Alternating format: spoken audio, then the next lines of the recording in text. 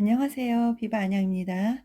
아파트를 살 때 조합원 상태에서 분양을 받으면 가장 저렴하게 사는 것이니 재건축이나 재개발에 관심을 갖는 사람들이 많을 거예요. 조합원이 되면 다른 곳으로 이사했다가 아파트를 다 지으면 입주해야 하니 이주를 해야 하고 내 집값에 대한 보상 금액도 얼마인지 감정도 받고 어떤 경우는 현금 청산을 해야 하는 등 여러 용어들이 등장하게 됩니다. 그래서 오늘은 재건축, 재개발에 나오는 용어들에 대해 알아볼까 합니다. 자, 첫 번째로 감정가. 재개발이나 재건축을 할 때 시장 또는 군수는 전문 평가자에게 조합원들이 가진 주택가, 대지 등이 얼마나 되는지를 감정하고 평가하도록 하는데 이때 계산되는 금액을 감정가라고 합니다. 그 다음에 권리가액. 조합원의 개발 전 주택가 대지의 감정가에 비례율을 곱해 계산한 금액을 권리가액이라고 합니다. 조합원 분양가에서 권리가액을 뺀 차액만큼만 추가 분담금으로 지불하면 개발된 아파트에 입주할 수 있습니다. 예를 들어 조합원 분양가가 4억 원이고 권리금액이 2억 5천만 원이라면 1억 5천만 원을 추가로 분담해야 합니다. 추가 분담금과 청산금.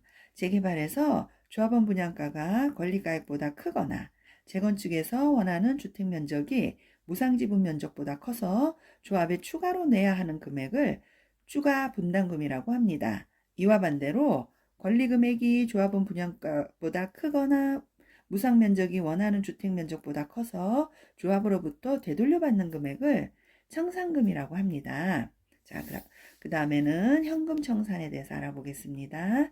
재개발이나 재건축에서 조합원이 현금을 받고 조합원주의를 포기하는 것을 현금 청산이라고 합니다. 처음부터 분양 신청을 하지 않거나 분양 신청을 철회한 경우, 아파트를 분양받기에는 권리 금액이 너무 적은 경우 현금 청산 대상이 됩니다. 재건축 초과이익 환수제. 재건축으로 인해 정상주택가격 상승분을 초과하는 이익이 생길 경우 국가가 그 이익을 환수하는 제도를 재건축 초과이익 환수제라고 합니다. 재건축 준공 때까지 조합원 1인당 평균 이익이 3천만 원을 넘을 경우 그 초과 금액의 최고 50%를 세금으로 내야 하는데 2017년 말까지 관리처분계획 인가를 신청한 경우에는 재건축 초과이익 환수제를 적용받지 않습니다. 이주비. 재개발이나 재건축에서 조합원인 소유자에게 지급하는 비용으로 공사기간에 거처를 옮길 수 있도록 조합이 알선하여 소유주인 조합원에게 지급합니다.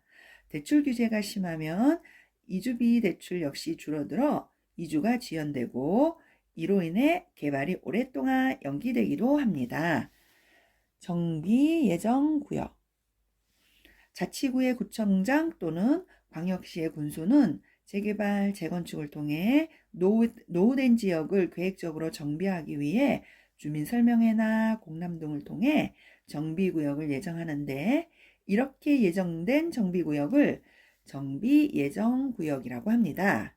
정비예정구역 지정 후 개발계획이 수립되어 정비구역으로 지정받으면 개발이 가능합니다. 지구단위 계획. 도시를 좀 더 체계적, 효율적으로 개발하기 위해 기반시설의 배치와 규모,